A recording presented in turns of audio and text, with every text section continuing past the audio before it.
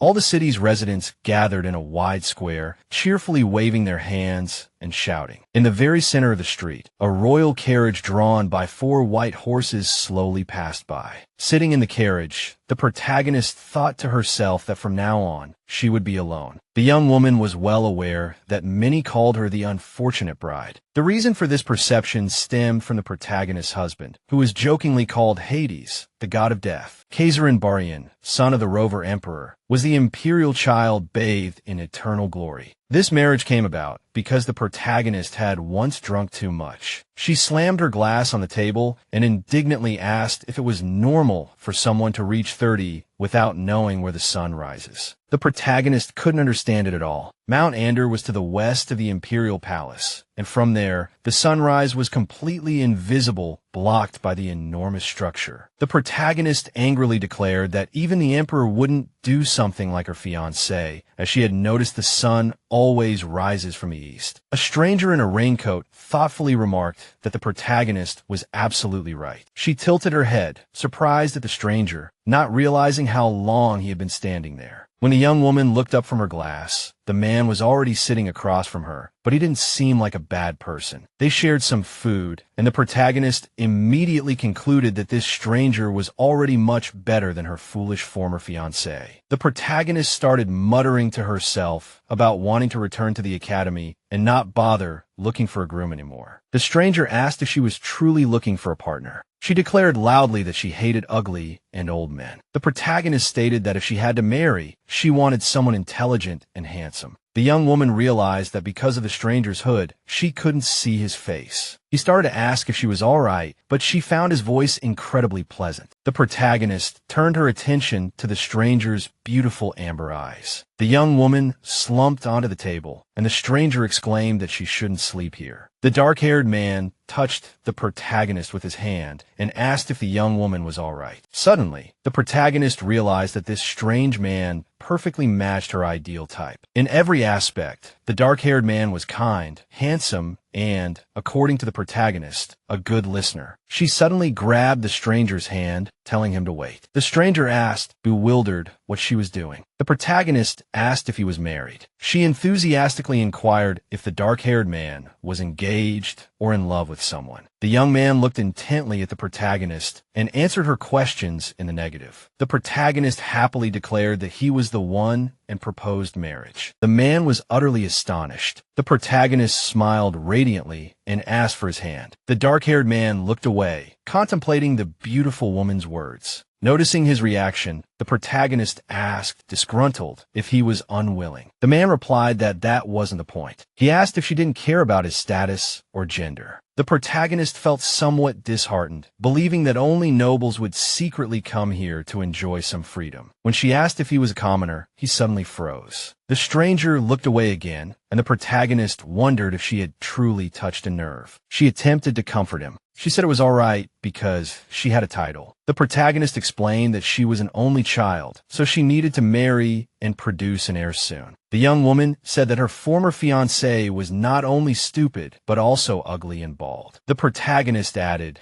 that children inherit their parents' traits, so with a father like that, the offspring wouldn't be much better. She said that her parents might not like him at first, but upon seeing his face, they would change their minds. The protagonist looked closely at the stranger's face and realized it wouldn't work. The young woman was upset because she realized she had to date a nobleman. This was also the reason why the protagonist picked up a full glass of wine and drank it in one gulp. A few minutes later, the protagonist, already tipsy and feeling great, was ready to meet potential husbands tomorrow and the day after. The protagonist headed home. The stranger in a raincoat asked, perplexed, what she would do if she encountered a dangerous person. The nobleman, dissatisfied, removed the stranger's hood, saying that of everyone present, they looked the most suspicious. Ariel studied the stranger's face, unable to understand why someone would hide such beauty. The young girl smiled brightly at the handsome, dark-haired man and said something else. The next morning, the maid asked Miss Ariel if she was awake. She also asked how much she had drunk the night before. Ariel, holding her head admitted to having a terrible headache. The blonde couldn't remember how much she had drunk, only guessing it was about 5 large glasses. Ariel thought for a moment, feeling like she had forgotten something important. Her head throbbed, as if someone had hit it repeatedly with a hammer. The maid handed her mistress water and honey, saying she would love to see how much Ariel had paid for all those drinks. Ariel raised an eyebrow and asked if the maid hadn't counted the money correctly and how she had gotten home. The maid, hands on her hips, said with displeasure that one of the mansion's employees had brought the young mistress back. Sitting in the carriage, Ariel thought she finally understood why taverns registered their patrons' names. It was to bring drunk customers home, so they wouldn't have to sleep on the streets. Ariel had no memory of the previous night and worried she had caused a scene and that the tavern was now calculating the damages. As soon as the blonde stepped out of the carriage, a red-haired woman in a long yellow dress greeted her. Ariel took the hand of the girl, named Lorraine, thanking her for the invitation. The red-haired woman complimented Ariel on her appearance, and the blonde was reminded of the thick layer of makeup she had applied to hide the traces of her hangover. Lorraine asked what had happened between her and Count Fesside. Ariel replied that they had broken off their engagement because they weren't suited for each other. She added that it was the Count who had initiated the breakup, but she suddenly froze. Ariel noticed Lorraine looking at her strangely, and the blonde began to feel nervous. The red-haired woman anxiously asked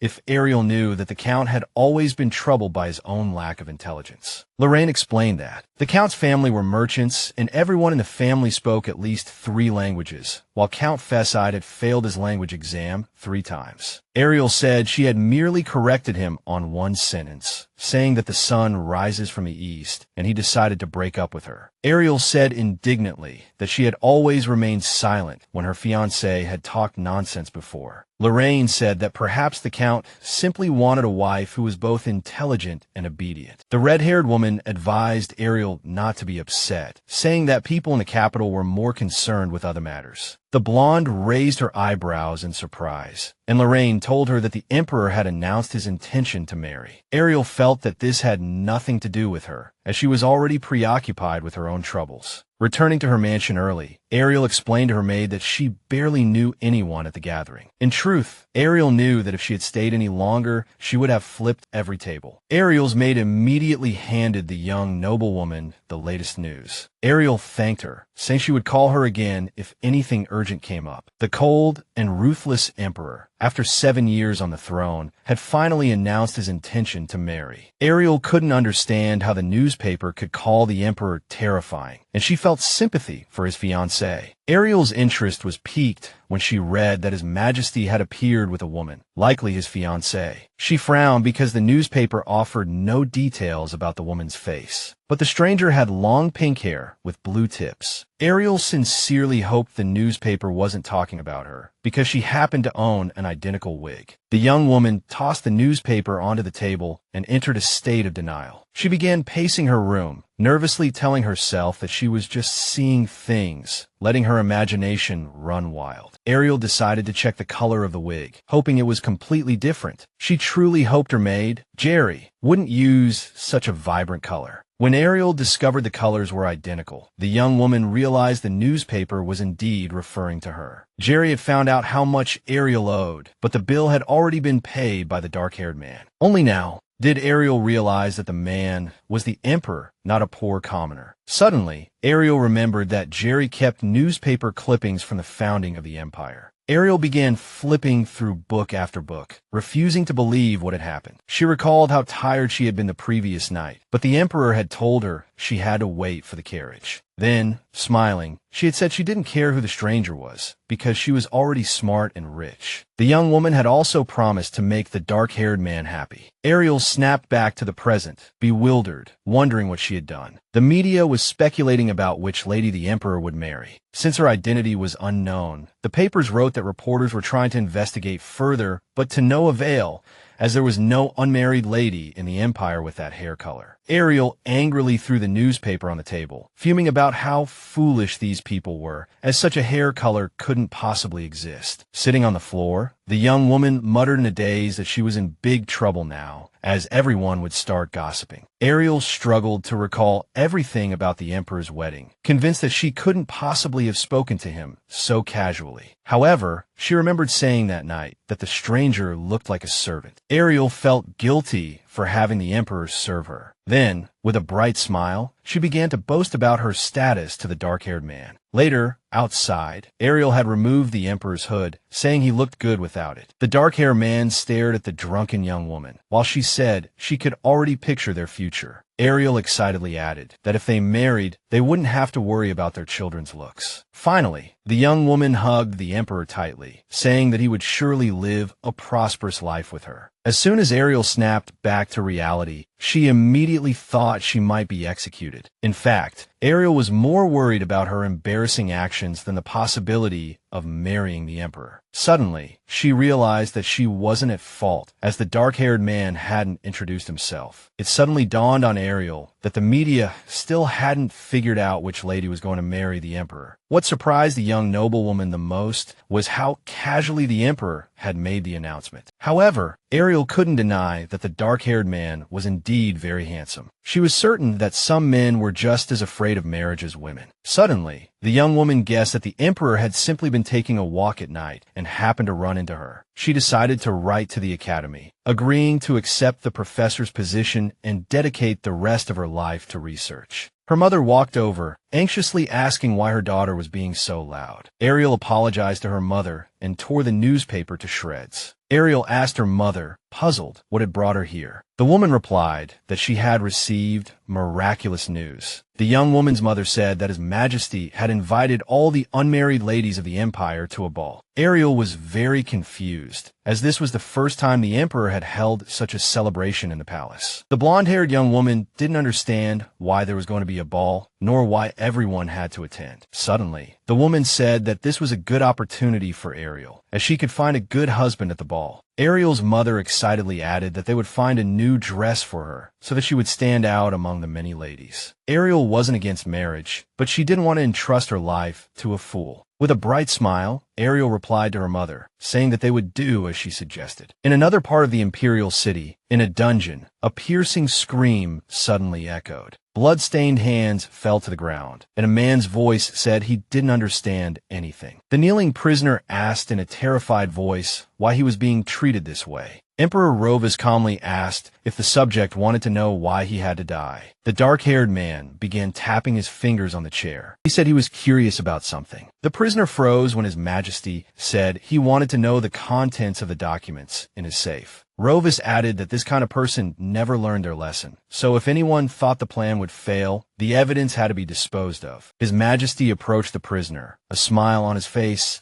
and asked why he needed a special reason to crush a pathetic beetle. Rovus added that the man was a fool to make the Emperor kneel before him. Leaving the dungeon, the black-haired man ordered the servants to take all the prisoner's suspicious belongings and bring the safe on the second floor. He also ordered them to investigate every relative. The servants excitedly pleaded for His Majesty's forgiveness, saying that some nobles would surely object. The Emperor stopped, and in a calm voice, said that all those who objected would be considered traitors who needed to be purged. The black-haired man ordered the servants to punish everyone related by blood to the criminal. The Emperor added that they must never be allowed to rebel in the future, using their lineage as an excuse. The black-haired man returned to his room, wanting to rest, but someone was already waiting for him. The servants informed the Emperor that the attire for his next ball was almost ready. The servants also said that their master was having difficulty choosing the color of the attire, because he had heard that the future Empress's hair color was quite unique. The black-haired man said that the artisans needn't pay too much attention to those silly newspaper gossips. The Emperor, with a gentle smile on his face, told the servants that the young lady was actually blonde. The maid showed the protagonist a pink dress, asking if she liked it. The blonde girl turned her head and said she couldn't see anything because she was blind. The maid, Jerry, said indignantly that she couldn't reject every dress. She had to choose one. The protagonist sighed helplessly, finding it difficult to persuade her mother not to come. Jerry suddenly had a bright idea, saying she had a solution, as she remembered that the young lady liked numbers and lists. The protagonist curiously wondered if there was a dress among all of them without ribbons or frills. Ariel knew that if she eliminated everything she didn't like, there would be nothing left, so she had to choose one. The blonde girl walked towards a morning dress, excitedly saying she wanted to wear that one. The protagonist frankly admitted that although she understood her mother's feelings, she still didn't want to attend the ball. The young noblewoman whispered that she would indeed find a husband, and Jerry gently wrapped her arm around the young ladies. The maid said she would let Ariel rest for a while and go find a dress herself so that the young lady could make a choice. Jerry smiled gently and asked the young lady to wait a moment while she looked around. The protagonist waved her hand in bewilderment, feeling she should complain less. The blonde girl realized she couldn't escape, so she decided to look around. The other young ladies began whispering that the unmarried men would definitely attend the ball, and there would surely be a long queue. The protagonist concluded that everyone was now only talking about the upcoming celebration. In the Emperor's castle, the nobles privately discussed that His Majesty was preparing for a wedding, but no one knew who the bride was. The protagonist sincerely hoped that everything would go smoothly this time, without any more bloodshed. Ariel froze when she heard that Baron Fosel had been killed at the spring gathering, and his fiancée, shocked, had left the capital. The protagonist began to wonder if the Emperor had killed someone at the celebration. The nobles began to speculate that perhaps the Baron had said something disrespectful to the Emperor, as such things had happened before. One young lady said that His Majesty had even eliminated the wet nurse who had cared for him since childhood, so one had to be careful with this man. Ariel understood that her subjects should respect and be loyal to the Emperor, but no one should be executed without a trial. Jerry walked up to the protagonist and said she was afraid the young lady would run away from the shop. Ariel asked the maid if they had chosen a dress yet, and the maid replied that they had decided to have one custom made. The protagonist hurriedly pulled the maid away, saying frantically that they had to talk to the seamstress now. The other nobles were all curious to know which young lady would be personally welcomed by the Emperor as his bride. As she left the shop, the protagonist overheard a noble say that the new Empress surely wouldn't be able to live with such a man for long. As soon as the blonde girl returned home, she immediately began inquiring about everything concerning the Emperor. His Majesty was the third prince of the former Emperor and the child of the second Empress, and therefore not particularly favored. At the age of 15, the black-haired prince became a knight and subsequently earned the rank of captain through his own abilities. He even succeeded in exterminating the demons of the Kuril Mountains, although no one had been able to do so before. Afterward, the black-haired prince completed the map of the Western Mountains and finally returned to the imperial capital. The protagonist wasn't surprised. With such achievements, the prince easily became the ideal candidate for emperor. However, a year after the current emperor's return, the crown prince fell from his horse and died. The second prince died in a carriage accident, and after losing both her sons, the empress traveled south and died of illness. The protagonist considered the current emperor a tyrant, easily taking the lives of others. The blonde traced the words on the page with her finger, carefully rereading the content. While a public execution was strange, the protagonist knew the tyrant would never treat a drunken woman so gently. The protagonist started questioning why she was putting herself through all this trouble now. The young woman threw herself onto the bed, hitting it with her hands, blaming herself for getting drunk. It was all that bastard's fault. The protagonist's mind was a mess. The noblewoman even began to feel that drinking with the emperor was a great honor. The protagonist understood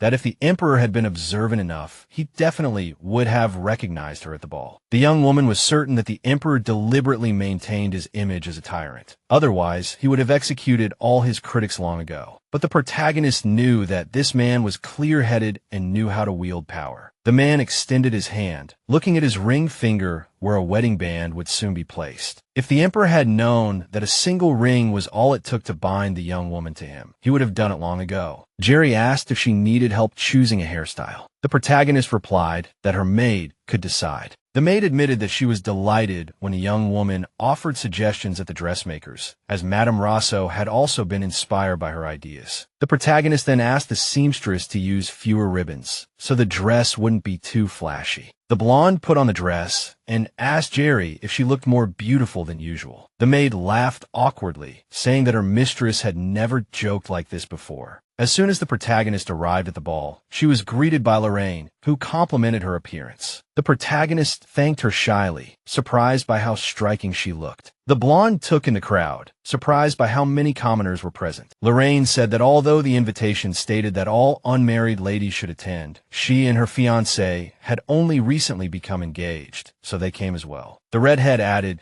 that if all the engaged couples were counted, the number of guests was easily explained. Lorraine told the blonde noblewoman that she would love to spend more time with her, but she had to greet the other guests. The protagonist waved, expressing her gratitude that Lorraine's fiancé had accompanied her. Lorraine smiled brightly, saying she truly hoped the protagonist would meet someone special tonight. The protagonist picked up a glass of champagne from the table, thinking it was a shame she wasn't planning to meet anyone. The blonde vowed to keep a low profile tonight. The protagonist knew very well that she couldn't leave the ball early before the current emperor appeared. After tasting the wine, the young woman was pleasantly surprised by its exquisite flavor. Suddenly, all the guests at the ball fell silent as the current emperor appeared at the entrance to the hall. At this moment, the protagonist was certain that the man who had witnessed her drunken state was indeed the emperor, and now there was no escape. The blonde noticed that the newspaper photos made the man seem less intimidating. The protagonist couldn't understand why she had gotten drunk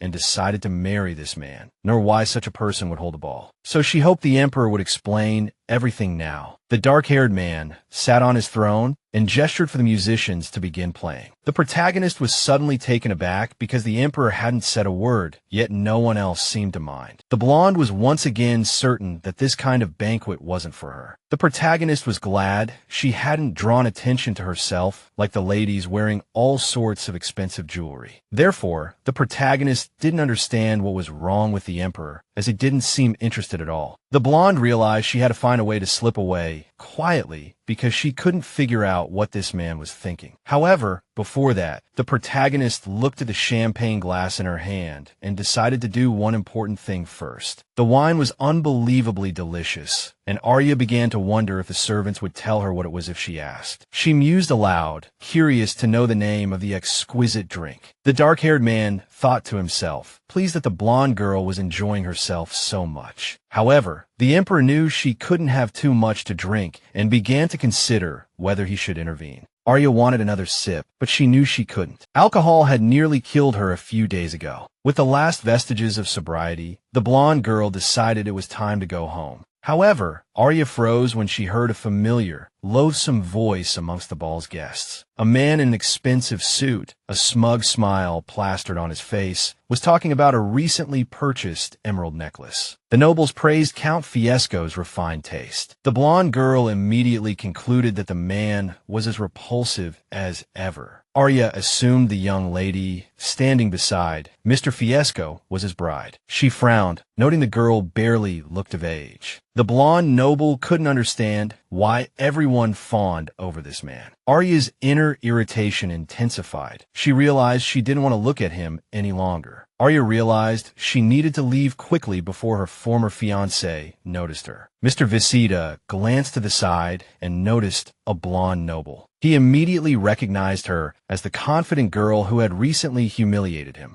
Mr. Visita gritted his teeth in anger, remembering how everyone said her self-assuredness stemmed from her education. Arya froze when she heard her former fiancé call out to her, asking where she was going. He added that it looked like she was trying to escape, considering the ball had just begun. With a fake, bright smile, Arya retorted, "Why would I run away if the Imperial Palace is the safest place in the capital?" Since childhood, Arya had been called a genius because she easily grasped all the theories in books. The little girl had always been delighted to receive books as birthday presents. Arya was an only child, so her parents fulfilled all her wishes. Newspapers wrote about the 10-year-old girl who achieved the highest scores. When she entered Vermand Academy, people talked about the little girl's progress, and Arya's parents quickly arranged an engagement with the Count's family. Her mother explained that Count Feathers was wealthy and could support her ambitions. Arya would always remember her mother's words, "The world is often cruel to women." Arya gave a stiff smile when Count Feathers asked if she was hiding because she had no one to accompany her. After all these years, the man hadn't changed a bit, making Arya loathe him even more. The blonde girl smiled and said that Count Fiesco needn't worry about her. The man put his arm around his bride's shoulders and told Arya to look at the new jewelry. Perhaps she could have jewelry like that too. Arya raised an eyebrow, unsure if Count Fiesco was intentionally trying to provoke her. Under the watchful eyes of the nobles, the man declared that if Arya hadn't been so arrogant, he would have showered her with all the blessings in the world. Arya couldn't believe Count Fiesco was so shamelessly humiliating his bride in public. The blonde girl calmly stated that he could now please his bride and quickly left. Count Fiesco continued, saying he pitied the Count and Countess because they must have had high hopes for their daughter. Arya froze when she heard the man say that all a woman's knowledge becomes worthless after marriage. The blonde girl remembered her mother saying that she would surely find a better fiancé at the ball. Arya was tired of looking for a partner, but she wasn't against marriage itself. When she was young, her mother always told her that maybe she didn't understand now, but marriage would be beneficial. The more powerful the husband, the more freedom a woman had. Arya couldn't hold back any longer and said that the man's parents were probably disappointed to have such a son.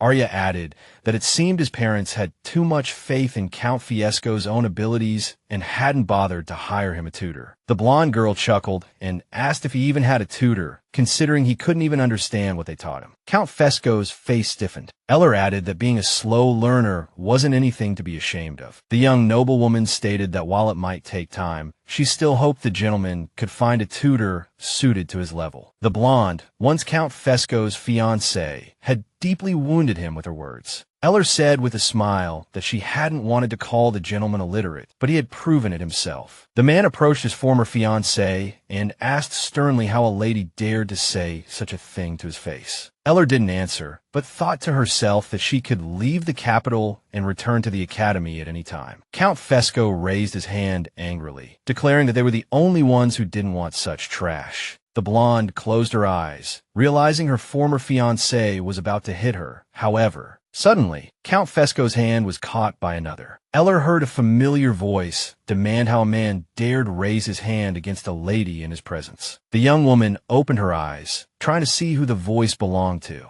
Eliere froze when she saw the Emperor standing before her. He asked the Count if he had forgotten who was hosting the ball. Count Fiesco was stunned, asking His Majesty what he meant. The black-haired man stood beside Eliere, looking coldly at the ignorant nobleman. Suddenly, the Emperor declared that the rumors about Count Fiesco's hopeless stupidity were indeed true. His Majesty kicked the ignorant man away, demanding to know who allowed the Count to cause a scene at his ball. Before Eliere could understand what was happening, the Emperor asked if she wanted him to deal with this fool. Before she could answer, Emperor Rovus asked the blonde if she was listening to him. The black-haired man gazed into Eliere's eyes, asking her again if she wanted him to deal with Count Fiesco. Confused and frightened, Eliere asked the Emperor what he meant. The black-haired man calmly replied that he was referring to the ignorant man who tried to hit her. The Emperor explained that it would only take 15 seconds, but there might be blood. Eliere quickly said it wasn't worth it. Rovus said thoughtfully that he needed to get rid of anyone who might cause him trouble in the future. Suddenly, the Emperor announced he was waiting for Eliere to come to him to discuss some matters. Eliere looked at the black-haired man in surprise, trying to understand what he meant. The Emperor leaned down and calmly said that she must never forget what she did that night. After everything that happened, the black-haired man smiled brightly, adding that it was Eliere who proposed to him.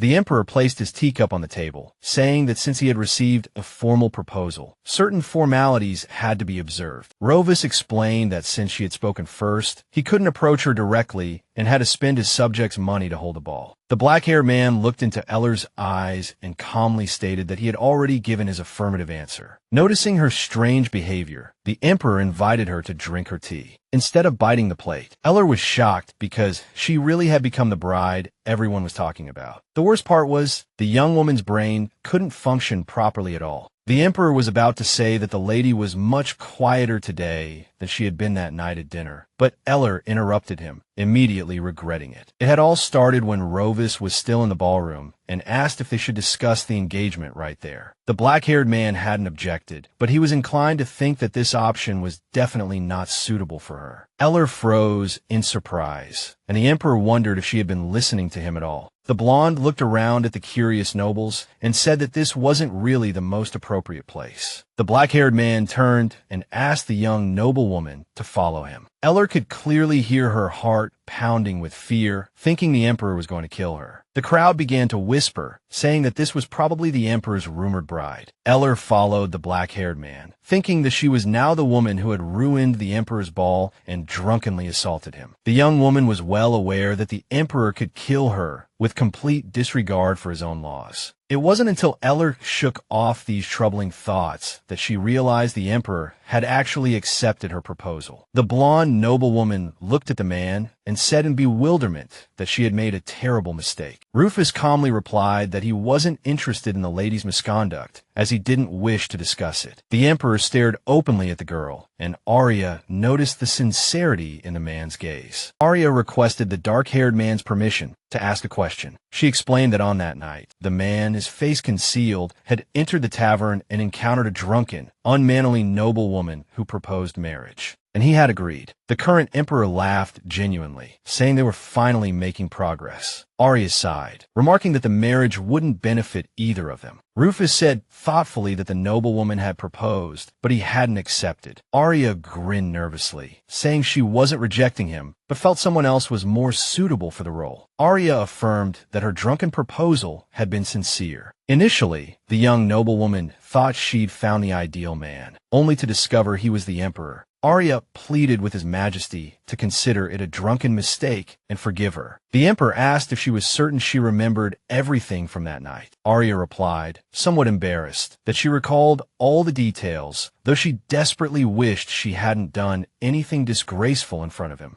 Arya looked at the emperor, her voice trembling as she asked permission to speak further. Rufus said thoughtfully that he'd never inquired about Arya or her family, so he didn't understand how he knew these things. The emperor said the girl had publicly removed his hood, causing him great embarrassment, making the matter difficult to resolve easily. The dark-haired man declared that since the bride had reservations, the wedding date would be postponed. Arya was stunned. The emperor added that a month should be sufficient for preparations. Upon Arya's return home, Jerry's maid remarked that she had been at the palace for a long time. Sitting in the bath, Arya asked the maid where her mother was. Jerry replied that the mistress was looking at the family portraits. A blonde-haired young woman entered the room where her mother was. The woman smiled gently and called her daughter over. She asked how the ball was. Arya replied that she could only confirm that Count Fiesco was indeed a waste. Arya asked her mother what she was doing in the room so late, and the woman replied that she was simply looking at her daughter's younger self. The mistress of the mansion said another portrait was needed before her daughter's marriage. Arya wondered if her mother still insisted that women should marry. The blonde-haired girl's mother answered affirmatively, recounting how she was severely punished by her grandmother in her youth for the indulgence of horseback riding. The woman said that even now, few women held positions of power. Arya thoughtfully asked if she could achieve something if she became empress. The mistress of the mansion countered by asking if His Majesty had announced whom he would marry today. Rufus Caecilius Barian lay in bed late at night, gazing at his pocket watch. An image of Arya in a beautiful spring dress surfaced in his mind. The dark-haired man closed his eyes, thinking that the girl had always been his son, but now he couldn't return to the past. A girl in a pink wig,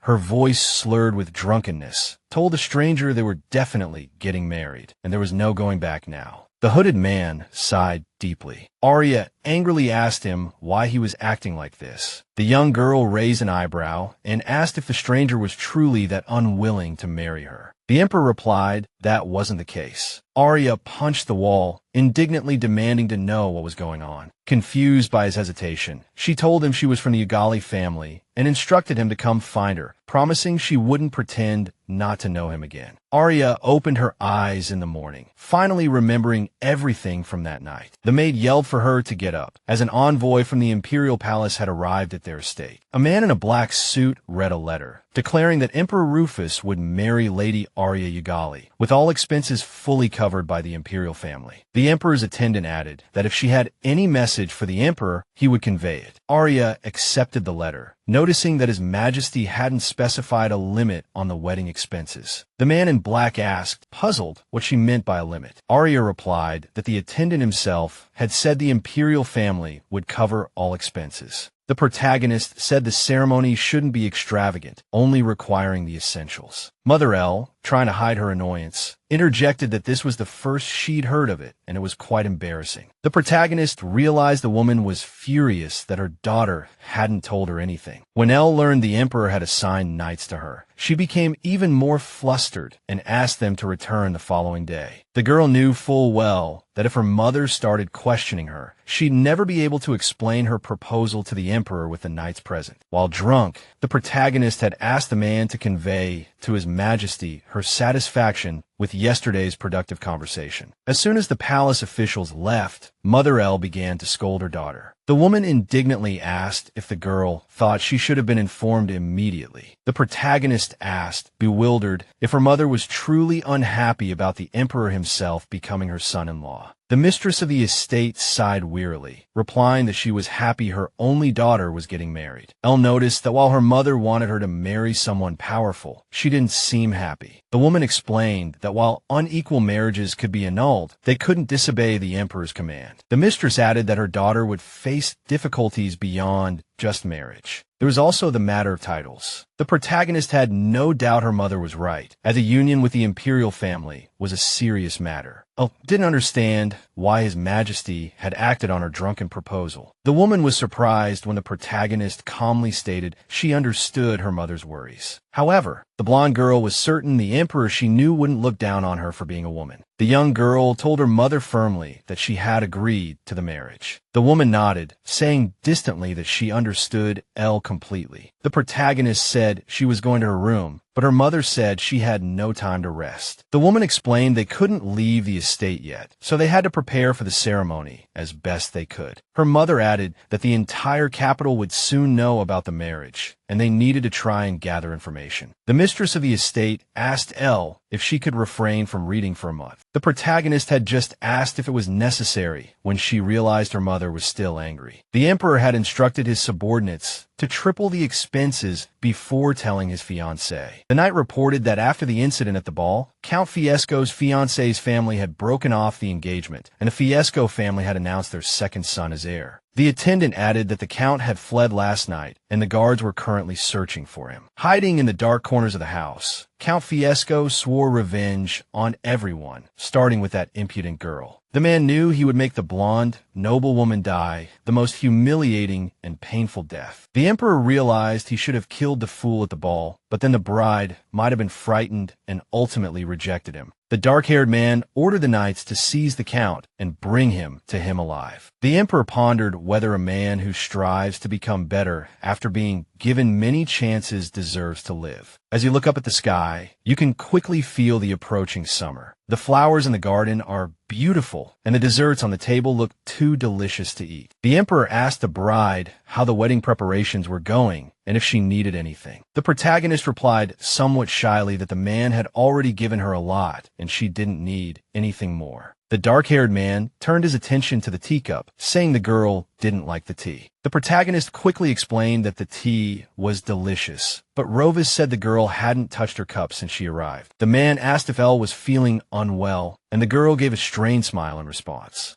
She said she was perfectly fine. The protagonist knew she couldn't tell the Emperor her wrist hurt from writing invitations last night. Elle said cheerfully that it would be embarrassing if she couldn't fit into her wedding dress, but Rovis said she needn't worry about her figure at all. The protagonist was surprised. The rumors about the Emperor weren't entirely true. The young woman looked at her future husband and confessed she had a request. The blonde noblewoman said it concerned the Emperor's personal knight, Sir Balta. Ariel gently asked the Emperor if it wouldn't be superfluous to assign his personal knight to her before they were even married. The protagonist admitted that the man was too conspicuous, and it made her feel awkward to have him constantly by her side. The knight repeatedly knelt before Ariel, swearing to obey the Emperor's orders and protect her with his life. Once, the young woman offered Sir Balta a seat, but he refused, saying he would remain standing. The knight assured the Emperor's bride that if he was inconveniencing her, he would try to be more discreet. Ariel told her future husband that it would be better if the knight dressed more simply. But the Emperor, after a moment of thought, replied that he couldn't do that. The black-haired man then asked Ariel if she had heard about the Facida family. The protagonist said she only knew that the family's second son had become the heir. Ariel stated that it had been a while since the broken engagement, and she didn't know the specific details. When the Emperor said the fool had disappeared after he ordered his detainment, the blonde woman looked at him in surprise. The black-haired man added thoughtfully that he hadn't made any public announcements yet. The Emperor said that to celebrate their wedding, he had reduced taxes and allocated funds to impoverished areas, allowing everyone in the capital to celebrate together. He added that even foreigners would attend the festivities, but he had tightened border security and was strictly inspecting everyone leaving the empire. The protagonist concluded that if the Emperor was detaining the Count, he must have committed a crime. Ravara said that the Count hadn't paid a large sum of income tax on a business venture and had also smuggled a large quantity of contraband. The Emperor added that there was no evidence that Poseida had left the capital, meaning he was still hiding nearby. The black-haired man casually remarked that Ariel would soon be Empress, so there was no telling what the fool might do. The protagonist asked the Emperor what would happen if the knights caught the Count. Ravara said that under normal circumstances, he would be tried according to imperial law, but the Count had dared to go into hiding. When the Emperor declared that he would punish Count Poseida more severely, the protagonist gave a stiff smile. Sir Balta approached the blonde woman and said it was time to leave, offering to escort her. The protagonist thanked the knight, who replied that he was merely following the Emperor's orders. Ariel felt that it was better to endure the awkwardness of the knight's presence than to worry about the Count. The blonde noblewoman curiously asked what His Majesty was like in Sir Balta's eyes. The man gazed into the distance and calmly replied that the Emperor was a good person. The protagonist perplexedly asked if His Majesty had any hobbies, but received a negative answer. This reminded the young woman of a time when she had tried to get along with a professor. At the academy, Sir Balta, barely concealing his excitement,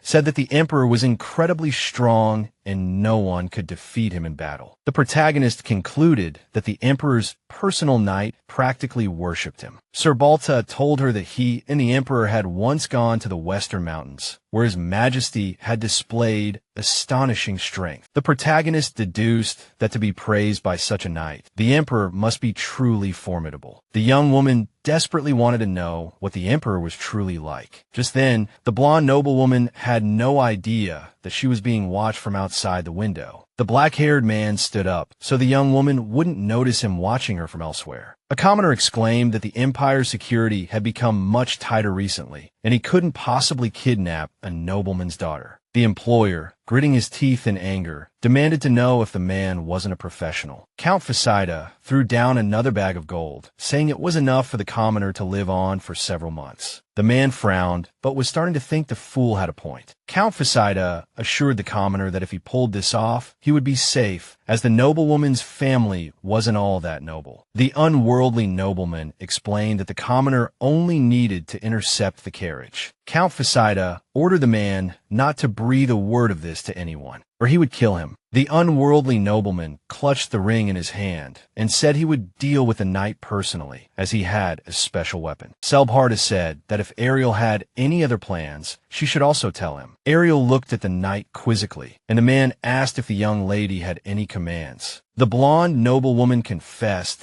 that she felt embarrassed to bother the valiant knight with such trivial matters. Selbharda explained that he needed to be aware of all her arrangements for the day in order to best fulfill his duties. Jerry asked Ariel if the knight would be dismissed if he smiled. Ariel replied that there was no such law in the Empire. The valiant knight walked to the door and told the young noblewoman that he would ask the coachman to bring the carriage around. Ariel felt that she needed to get used to the knight's presence, as she was well aware that Selbharda himself did not enjoy looking after a girl who was not the Empress. Ariel also understood that as long as the vampire remained uncaptured, she had to smile and bear it. The commoner disguised as a coachman bowed as Selbharda approached. The man explained to the knight that the original coachman was ill, so he would be accompanying them today. Selbharda warily asked the new coachman if he knew who was supposed to be driving today, as they were not using the Emperor's carriage for Ariel's safety. The commoner nodded excitedly, and the knight sternly warned him that there would be severe consequences if he leaked any information. The man gripped the reins, cursing the Count in his mind for deceiving him and not telling him that this young lady would soon become Empress. As the blonde noblewoman approached the carriage, Selbharda shook hands with Ariel. The commoner only then realized that the man was an imperial knight, which made things even more complicated. The man, disguised as a coachman, decided to deal with the maid as soon as possible and then flee. The rest was none of his business. The dressmaker happily exclaimed that Lady Ariel looked beautiful in the dress. Ariel twirled, frankly admitting that she had no idea what was considered fashionable these days. The dressmaker said that she had reduced the number of embellishments as requested. The blonde noblewoman was stunned when she heard that it looked like a wedding dress. Only now did Ariel gradually realize her situation. She really was going to marry the Emperor soon. Ariel noticed that Jerry seemed happy, despite the fact her mistress would soon be moving into the Imperial Palace. Ariel called the dressmaker to her side and whispered that she wanted to add something more, promising to pay. As soon as Ariel left the dress shop, the dressmaker smiled and said it was a great honor to make the wedding dress for her. Ariel smiled shyly as the dressmaker politely reminded her not to gain weight. Ariel thought she should go home as soon as possible, just as Selbharda had said earlier. The blonde noblewoman suddenly froze, recognizing a familiar face. The young woman noticed a man in a hat watching her from around the corner. Ariel recognized Count Facida by his features. Just then, Selbharda told Ariel to stay put. The Imperial Knight told her that they should leave quickly for her safety. Ariel said, somewhat bewildered, that perhaps it was just her imagination, that she thought the Count was staring at her. Selbharda calmly replied that it was best to be cautious if she felt threatened. In the carriage, Ariel began to think that she might be being followed by someone from another noble family. Count Facida's ring flashed, and he angrily swore to himself that he would get revenge on the girl who wanted to be Empress. In the carriage, Jerry excitedly said that Ariel would look very elegant with his majesty in that outfit. Ariel smiled and replied that the maid seemed more excited than she was. Jerry said that if Ariel had married Count Facida, she would have to listen to him complain every day. The blonde noblewoman realized that she shared the maid's sentiments entirely. Ariel suddenly froze, thrown to the side as the carriage braked sharply. Jerry rushed over, nervously asking if Ariel was all right, to which she replied that she was. Ariel, not understanding what had happened, asked if something was wrong with the carriage. Suddenly, Selbharda opened the carriage door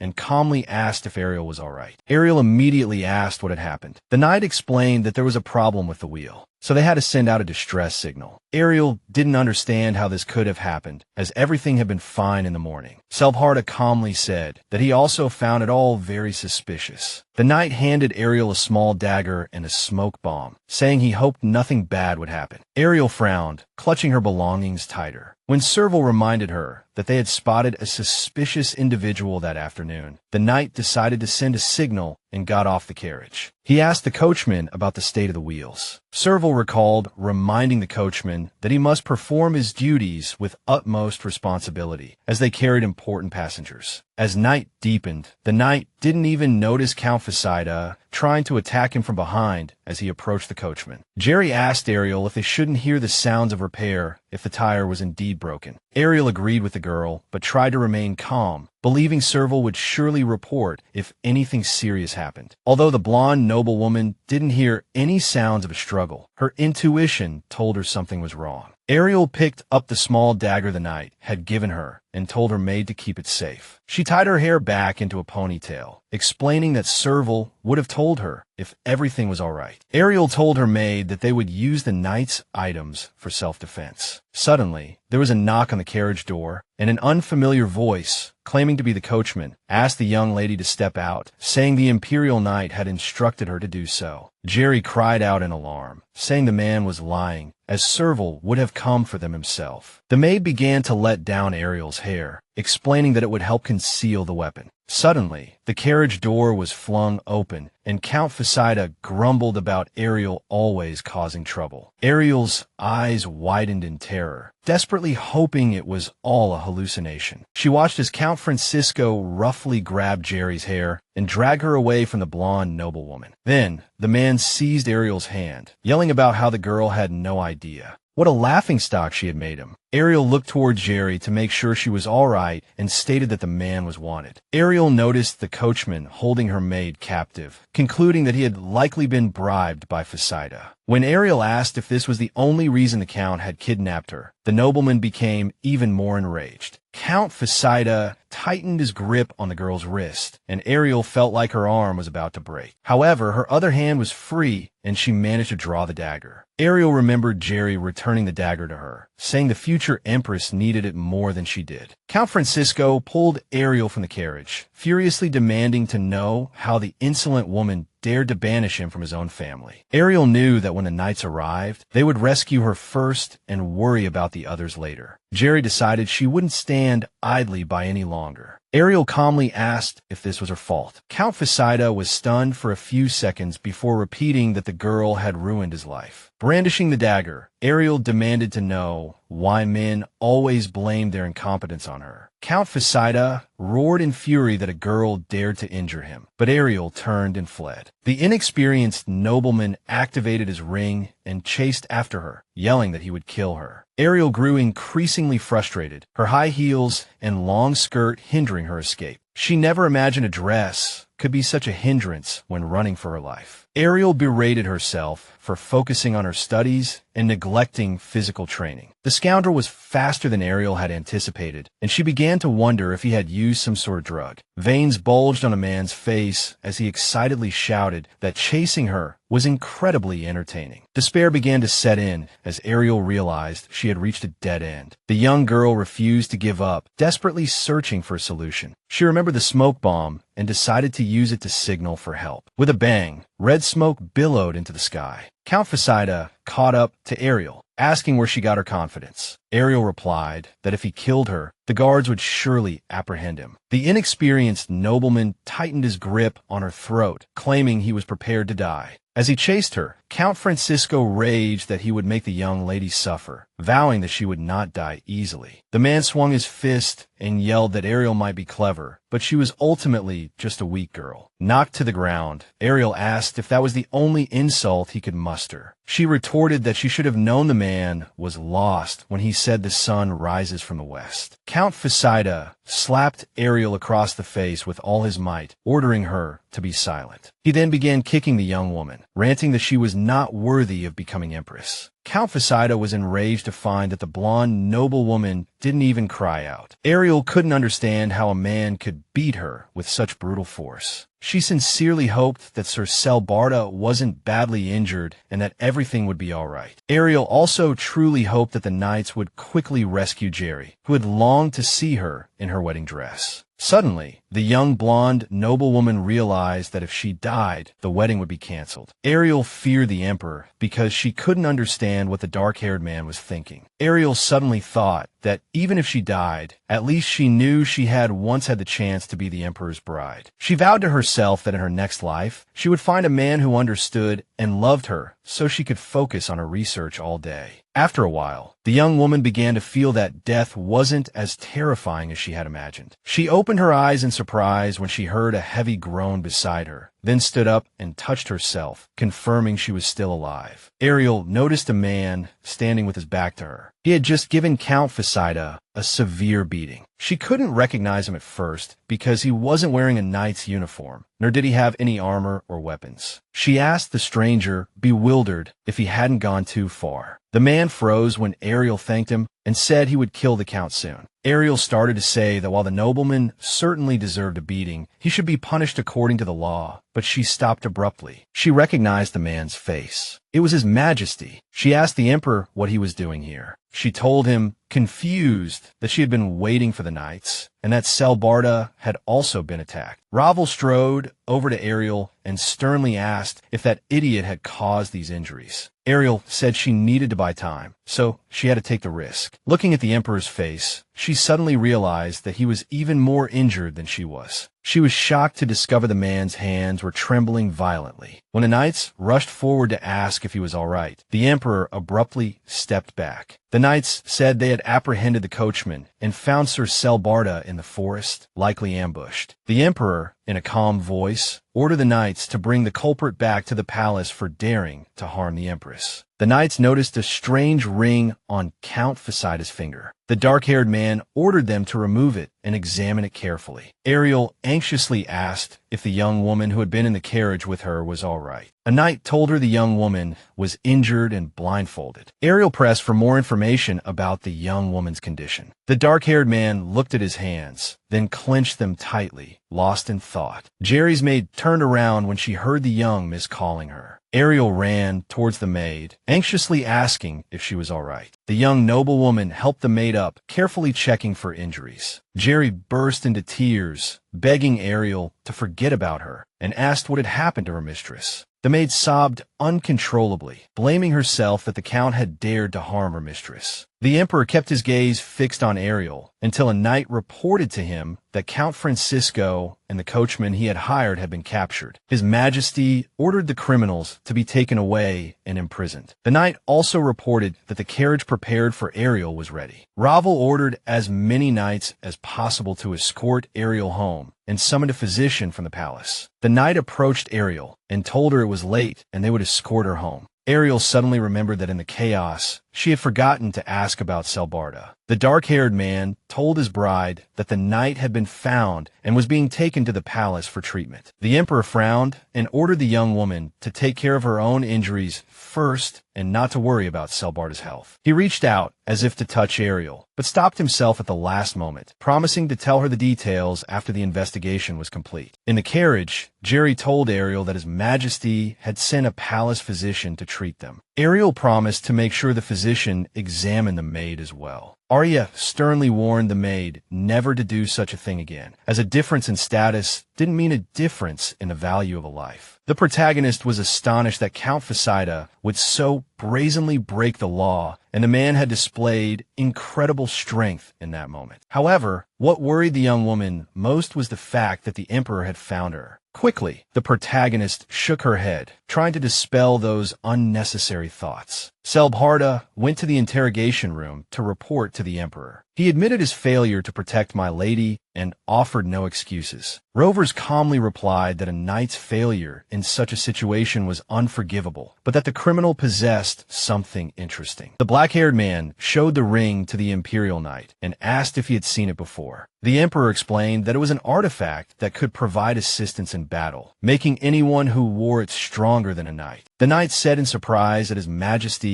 had established a department specifically to manage artifacts when he ascended the throne. Rover said that when magic disappeared, these artifacts began to pose a threat to the world, so he decided to collect them, but hadn't been able to find them all. The Emperor added that if this artifact was stolen from the Imperial Palace, the guards should have their arms and legs broken. However, this ring was not on the Empire's list, so Rovers could only deal with Fasida's matter. The Emperor walked towards the criminal and calmly stated that the Count had miscalculated when he decided to attack Ariel instead of him. The black-haired man said that if the girl had died, the Count's family would have perished along with him, unless they had already severed ties with their son. The image of Ariel appeared in the Emperor's mind, pitifully pleading not to kill the Count, but to judge him according to the law. The black-haired man sighed wearily, dispelling the image from his mind and holding his head in his hands. The Emperor then told the knight that he would overlook his failure this time and ordered him to return to duty as soon as possible. Selbarda reported to the Emperor that they had interrogated the bribed coachman and the former coachman, and they confessed to helping the Count for money. Rovers ordered that these men be severely punished regardless of their reasons, as they had plotted an attack on the future Empress. When Selbarda asked how to deal with the Count, the black-haired man told him that the future Empress had requested a trial according to the law. Although Rovers wanted to kill the criminal himself, Ariel was about to become his wife, and he had to respect her wishes. The black-haired man turned to the knight, implying that if other prisoners wanted to kill the Count, they wouldn't interfere. The Imperial Knight nodded, promising to do as His Majesty wished. The black-haired man returned to his room, collapsed onto the sofa, and exhaustedly reassured himself that Ariel was now safe. However, Rover still blamed himself for not having noticed the Count's plan earlier and rushing to save the girl in time. The image of little Ariel appeared in the Emperor's mind, asking him why he rarely smiled. The black-haired man realized that despite all he had done, nothing had actually changed. The Emperor knew very well that without Ariel, this world held no meaning for him. The news of the former Count Phaesida's kidnapping of a noble lady swept through high society like a storm. The protagonist read in the newspaper that the former Count was imprisoned in Kegel and dungeon for attempted murder. The knight sitting opposite Ariel put down his cup and said that from now on, my lady could concentrate on preparing for the wedding. Now, in addition to Selbharda, the protagonist would be accompanied by another Imperial knight, whose name was Jonathan Jeff. Selbharda walked up to the young man and grumbled that Sir Jonathan was neglecting his duty. The protagonist explained to the sullen Imperial knight that she had been the one who asked for tea. Sir Jonathan casually asked Selbharda if he doubted his abilities so much that he was even afraid of having tea. The protagonist, somewhat annoyed, told the two men to be quiet, as their bickering was making her nervous. Sir Jonathan asked the girl if she thought someone was pulling the strings behind the scenes. The young woman said that at first, she thought the Count had kidnapped her simply out of revenge. The protagonist heard that the former Count possessed an artifact unknown even within the Imperial Palace. If Phaesida possessed something so precious, it meant that someone powerful had used the short-sighted Count to harm her. Sir Jonathan smiled and asked my lady if she had anyone in mind, and the protagonist replied that it was just a conjecture. Arya said she knew very well that the knights wouldn't reveal anything beyond what His Majesty allowed. The blonde Imperial knight spoke with a smile, a little stung by the girl's words. Eliere explained that she wasn't judging him. On the contrary, she admired his loyalty. The blonde girl stood up and said she was going to read. Sir Jonathan also rose, cheerfully stating that a knight must never leave his lady's side. When the Imperial knight asked her opinion of the Emperor, the girl replied that he seemed to handle his liquor well. Sir Jonathan remarked that he'd heard women got nervous as their wedding day approached. The Imperial knight stared in surprise when Eliere revealed she intended to find out exactly how much everything cost after the wedding. Eliere told the knights she wanted to read alone, and the men said they would wait outside. Before entering the library, the young girl asked the Imperial knight if His Majesty was capable of loving another person. Without waiting for an answer, Eliere walked into the room. As the door closed, Sir Jonathan remarked that he finally understood why the Emperor had suddenly decided to marry. The blonde Imperial knight patted his companion on the back, saying he must understand His Majesty's heart well. Although Eliere hadn't answered Sir Jonathan's question, she continued to think about him. The young girl's cheeks flushed. It seemed odd to her that the Emperor would accept a drunken proposal. Eliere was certain that as Empress, her husband wouldn't neglect her, but she shouldn't expect too much from him either. Eliere understood that she would likely become a target for the new nobility, meaning she would have to be wary of assassins in the night for the rest of her life. The young girl surmised there weren't any ladies of suitable age for the Emperor among the old nobility. Eliere pondered again who had decided to give the artifact to the former Count to be rid of it. Eliere believed the Emperor hadn't told her anything because he didn't want her involved. The girl understood that once she began living in the palace, there wouldn't be a single person she could trust, meaning she would immediately become a target for the new nobility. Eliere wondered how she would survive a future filled with such uncertainty. The young girl was curious if the Emperor would save her again if her life were to be in danger. Eliere rested her head on the table. Realizing this was the pre-wedding nervousness Sir Jonathan had mentioned. Ever since she'd been chosen as the bride, young Eliere had known she would eventually marry. Eliere understood that breaking off the engagement had been a stroke of luck, but she had quickly found a new prospect. The girl took off her glasses and softly said she couldn't believe she was about to become Empress. Since she couldn't escape, the young girl resolved to at least see how things would turn out. As the days passed, Eliere became completely immersed in wedding preparations. One day, a maid on the Countess's orders removed books about the imperial family from the girl's room. Because of this, Eliere decided to ask Sir Jonathan about the Emperor's hobbies, but the Imperial Knight didn't answer. One day, the Yuguri family gathered for a family portrait. Time flew by as Aliere's wedding day rapidly approached. One day, a man from the imperial palace reported that they needed to make another crown to better fit the girl, suggesting she could offer her input. Eliere requested that everything remain as is, as the crown fitting her size was sufficient. However, as night fell, the girl remained troubled. If the emperor found a woman he loved, she would have to relinquish the title of Empress. Eliere felt heavy-hearted as she was about to leave home. Jerry's maid excitedly exclaimed how beautiful the girl looked in her wedding dress. Esperion, the founder of the empire, had slain all the evil dragons and demons, unifying the land. People praised him as a blessing from the sun god, and the proof of this faith was the sun mark borne by all his descendants. Every emperor bearing this mark had contributed to the nation's prosperity, but must not be forgotten that history is written by the victors. The current emperor, Ruthless Kaiser Balian, also possessed the sun god's mark, yet he was still called a tyrant and murderer. The woman styling Eliere's hair declared that she was the most beautiful lady in the empire today. The noblewoman added that it was an honor to serve the future empress. The woman mentioned that she had been too young when the previous empress married. As the wedding day drew closer, everyone around Eliere was bustling with activity. The blonde-haired girl grew increasingly perplexed as to why only the bride required such elaborate preparations. A nobleman inquired after Her Majesty's well-being, to which Arya responded, bewildered, that she was merely lost in thought. A woman with a warm smile reassured her that all brides experience such pre-wedding anxieties. Arya confessed her worry that the jewels adorning her gown might fall off. She also felt embarrassed about traveling to the imperial palace in such a luxurious carriage, with everyone staring. Just as she stepped outside, Sir Jonathan declared that she looked irresistibly beautiful today. The blonde noblewoman asked the maids where Jerry was, as she hadn't seen her all morning. Arya overheard the girls urging the maid to leave, while the maid protested that she couldn't appear before her mistress in such a state. Upon seeing the tears streaming down Jerry's face, Arya asked, puzzled, what had happened. A young noble approached the maid, questioning how she could leave while the girl was crying. Jerry sobbed harder, lamenting that she would never see her again. Arya promised that she would return home. Her mother approached, reminding her that leaving the imperial palace wasn't an option, as marriage meant leaving one family to join another. Arya looked earnestly at her mother, who then addressed Jerry, acknowledging the maid's devoted care, but emphasizing the need to let go. The blonde girl hurried towards the maid and pressed a small package into her hands. Jerry clutched the gift to her chest as Arya explained that she wouldn't be able to return for a while. She revealed that it was a gift for Jerry's own future wedding. Taking her mother's hand, Arya promised to visit home once the family portrait was finished. With a bright smile, the blonde-haired girl promised to find happiness in the imperial palace and assured them she would return. Sir Jonathan approached, announcing that it was time for the future empress to depart. The imperial knights bowed to Count and Countess Eucalyptus, promising to one day accompany the emperor and empress to their estate. The expensive necklace, now in Jerry's possession, was clutched tightly, a vow to transform it into a family heirloom. As soon as Arya boarded the carriage, panic and fear about the ceremony washed over her. However, the young girl quickly composed herself, knowing there was no time for such anxieties. The catalyst for this wedding had been alcohol, but it wasn't as dreadful as she had imagined. Upon arrival, the imperial knights announced that the empress should ascend the steps herself. Initially, she felt caught in an absurd tale, but the emperor was, in fact, a rational man. Arya understood that once she reached the top, she and the emperor would be husband and wife. As the young girl reached the top of the steps, the emperor gently took her hand and turned to lead her down the aisle, ready to exchange vows. Seconds later, the bride and groom stood at the altar, prepared to make their declarations to one another. Rovers Caesarius Barion, under the protection of the sun god, and in the name of my ancestors, I swear to never stray from the path of glory. After he finished, Arya raised her hand, only to realize she didn't know where to place it. Blushing, she asked His Majesty if she should place her hand on his arm or simply stand beside him. Rovers clasped her hand firmly, and she recited her vows. Arya felt as though she had completed the most difficult task. She began to smile at her subjects, aware that the ceremony wasn't over yet. Arya glanced at her husband, who stood beside her with a serious expression, though she remembered him smiling at the altar. Later that evening, the head housekeeper approached the new Empress, stating it was an honor to serve Her Majesty. Arya shyly inquired if the Empress always wore such attire to sleep. The woman smiled kindly and explained that it was customary for the wedding night. In that moment, the young girl realized there was no turning back. As the housekeeper departed, she informed Arya that His Majesty would arrive shortly, so she should wait a little longer. Exhausted, Arya collapsed onto the bed, wearily wondering if the Emperor would be willing to postpone the matter until tomorrow. Her mother had told her she simply needed to lie down, but Arya couldn't understand why she had to remain so elaborately dressed. The young Empress jumped up from the sofa when the door opened and she heard her husband's voice. Alia hurriedly explained to the dark-haired man that the sofa had looked comfortable. Alia noticed the Emperor's hair was slightly disheveled, making him appear more approachable. The maids entered the room and reported to His Majesty that everything was prepared. At the Emperor's prompting, the dark-haired man explained that he had the maids bring them wine. Alia had heard that sharing a drink with one's partner on their wedding night was a custom in the Eastern continent, but it wasn't a tradition in the Asperian Empire. The young woman had tasted various wines in the past, but this was the first time she had seen one with a gold crest on the bottle. The dark-haired man said that this wine was brewed exclusively for the royal family. The Emperor promised to pour her a glass right away, so she wouldn't look so greedy. After tasting the wine, Alia decided it was better than any she had drunk at balls. Rovers calmly stated he was glad she liked it, but also cautioned her to be careful, as it was quite strong. Alia laughed cheerfully and said she was ready to fulfill her conjugal duties. Rovers was quite surprised to hear Alia say she was relaxed and ready for their wedding night. The Emperor's ears turned bright red, and the dark-haired man himself asked her if she was already drunk. Alia denied it, saying the alcohol had only given her the courage to be frank. The young woman promised to do her best to be a good empress. Alia began to wonder if her husband had someone else in his heart, but the man immediately and firmly denied it. He said he had no one else. Alia thoughtfully said that she could agree to a divorce if necessary, but Rovers replied that she needn't think about such things. Alia looked into the Emperor's eyes and asked, perplexed, why he had chosen her. Rovers replied that even if he explained, she wouldn't understand, but he swore it had nothing to do with politics or other women. After hearing her husband's words, Alia said that this removed any obstacles to their wedding night. Suddenly, Alia grabbed the ribbon on her dress and indignantly told her husband to look at what she was wearing. The Emperor cheerfully replied that he had heard the first time wasn't pleasant for women. Alia looked at the dark-haired man in confusion, as she didn't understand what he was talking about at all. Rovers picked up a dagger, saying they also needed proof of their wedding night. The current emperor made a small cut on his arm and dripped a few drops of blood onto the bed. Alia asked her husband if she could assume he wanted to build a good relationship with her. Alia looked into the Emperor's eyes and asked His Majesty if he saw her as a woman. The dark-haired man was somewhat surprised by the young woman's question, but answered with a clear yes. The Emperor added that he would be very happy if they could avoid domestic quarrels. Alia clapped her hands happily and invited His Majesty to work together to become a real couple. A while later, Alia sat in the room with a glass of wine in her hand, pondering why the Emperor had suddenly run out. She was glad she had clarified some details, but now she didn't know what to do next, as she knew nothing about feelings. Although the Emperor didn't answer her, his expression clearly indicated agreement. Meanwhile, Rovers walked briskly down the hallway, his face flushed, replaying the events in his mind. Alia was happy because, with the help of the alcohol, she was sure to sleep well tonight. The next morning, the maid entered the young woman's room and woke the new Empress. Alia mumbled that she had gone to bed late last night and told Jerry she wanted to sleep a little longer. When a maid reminded her that she was now in the imperial palace, the blonde Empress's eyes snapped open. Alia couldn't believe she had so easily forgotten everything that had happened yesterday. Fortunately, the young woman held her liquor well and had never suffered from a hangover. As the maids placed iced tea on the table, Alia curiously asked their names. The first girl replied that her name was Katie, and the second introduced herself as Janet, saying she would serve the mistress from now on. Katie informed the Empress that several people had requested an audience, so they would help her get ready. The maids also added that, since last night was the wedding night, the mistress's back might be sore, so they could help her up. Freshly washed, dressed, and with her hair neatly arranged, the protagonist was met by Lady Johann, who was there to instruct the Empress in court etiquette. The woman stated, with displeasure, that the Empress had a long way to go, as when receiving a request for an audience, the protagonist should receive visitors in the drawing room. The protagonist barely resisted the urge to retort, as she did in her academic days, constantly reminding herself that she was now the Empress. Alia apologized to the lady and promised to personally meet the guests next time. The woman sarcastically remarked that since the protagonist had previously lived in the countryside, she was likely ignorant of the affairs of the capital and high society. As soon as Lady Johann left the room, she was immediately questioned about her meeting with the Empress. The woman asked the Minister of Finance why he had come personally, to which the man replied that he merely wanted to check in. The Minister of Finance approached Lady Johann, suggesting they continue their conversation in the garden. The man sitting nearby flinched slightly when the minister admitted his interest in learning about the new Empress. Lady Johann replied that the girl was nothing more than a child who had been buried in her studies in the countryside, and now only knew how to smile naively. Sitting in her office with her arms crossed, the protagonist thought that she would have to become a professor to be treated with the respect she deserved. Alia realized that she had to get rid of these lessons as soon as possible because they were stressing her out. The protagonist also wondered if the next guest would also disapprove of her etiquette. The next guest introduced himself as Geron, the imperial secretary, and stated that he would be the Empress's assistant from that day forward. The protagonist replied, perplexed, that His Majesty had not informed her of this beforehand. Alia was angered, as she believed Rufus should have told her she would be working with someone else. The imperial secretary stated that he was just a commoner, so she could address him by his name. Geron explained that since the previous Empress's passing, things had become chaotic and the Ministry of the Interior could no longer handle organizing affairs. Knowing it was her first day as Empress, he handed her the documents to look over. The protagonist calmly replied that she had studied financial management at the academy. The imperial secretary responded, slightly disappointed, that this meant she had no practical experience. As soon as the man finished explaining that the palace's document management system was unique, the protagonist smiled and asked her assistant to return tomorrow. Just before Geron left, he informed her that he would be bringing documents from the Emperor's office. Therefore, His Majesty needed to review these documents as soon as possible. The blonde smiled even brighter, assuring the imperial secretary that she would do her best. The protagonist was pleased with her composure and called for her maids to sit down. Alia asked the girls if they knew anything about Lady Johann or Geron. Janet replied that Geron was the first commoner to serve Her Majesty, while Katie added that Lady Johann taught etiquette to young ladies from old noble families and held a certain amount of influence in social circles. The protagonist immediately concluded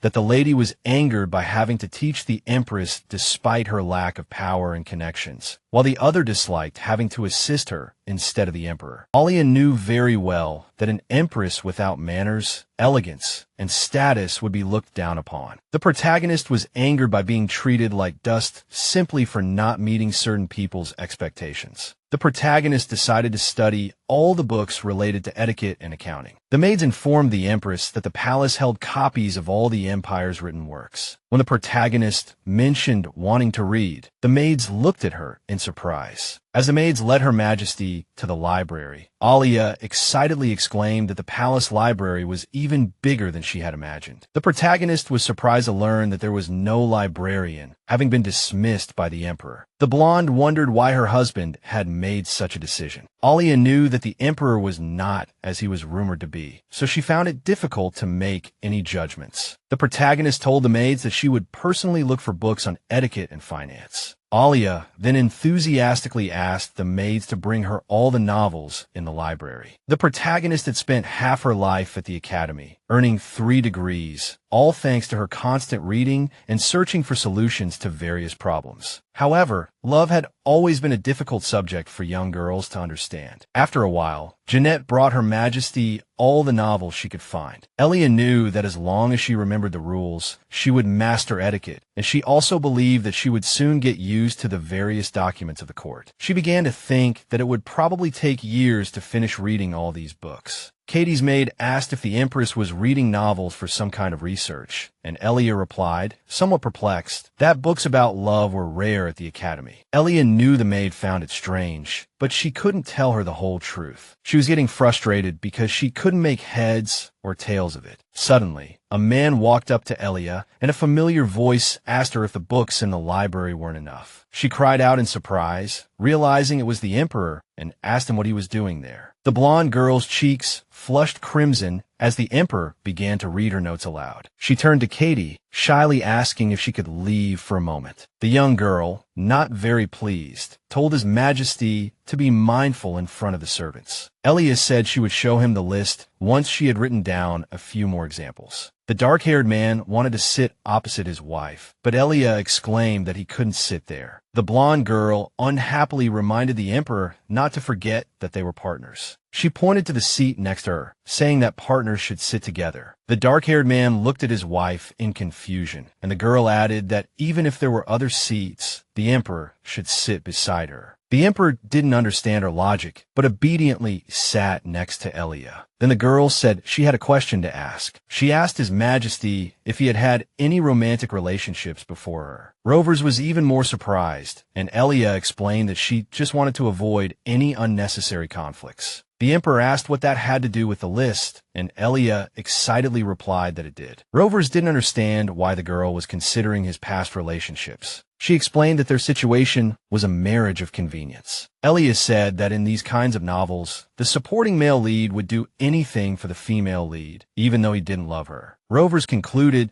that it was the female lead herself who decided who the main character of the novel was. He thought that as long as he made the right choices, the female lead would be happy. She was confused because His Majesty suddenly tore the paper to shreds. Eliere said, with a hint of pleading, that she knew very well that the contents of the novels were different from reality. The blonde girl fell silent, and the Emperor calmly said that he was also serious about their marriage. The dark-haired man swore that he had no other woman and would never quarrel with her. Rovers added with a smile that if they did quarrel, he would definitely obtain her forgiveness. Her cheeks flushed as she realized that this was the charm of a handsome man. Eliere told him to stop looking at her with that smile, saying she might misunderstand. She said that while reading, she learned that there should be a certain level of intimacy between partners. The blonde girl told the Emperor that they should address each other by name or nickname when communicating. Eliere, coming back to her senses, added that according to etiquette, titles were also acceptable. She was a little surprised that the dark-haired man agreed to her proposal. After chatting for a while, the young girl invited her husband for a walk. Eliere breathed a sigh of relief, believing that they would get along well sooner or later. She noticed that although the dark-haired man was quiet, he always listened to her attentively. As soon as Eliere returned to her room, she immediately began to blame herself for not asking her husband about the librarian's whereabouts. She secretly vowed to ask him next time. Suddenly, Eliere remembered the imperial secretary and Mrs. Johann, realizing that no one had ever made her so angry. Since the vampire incident, she decided to pay more attention to the documents, as she needed to spend some time with Jorendo. After studying the documents for a while, Eliere discovered that the calculation methods used in the palace were very inefficient. She noticed errors in the documents and thought it unlikely that her assistants would take her for a fool who couldn't even read.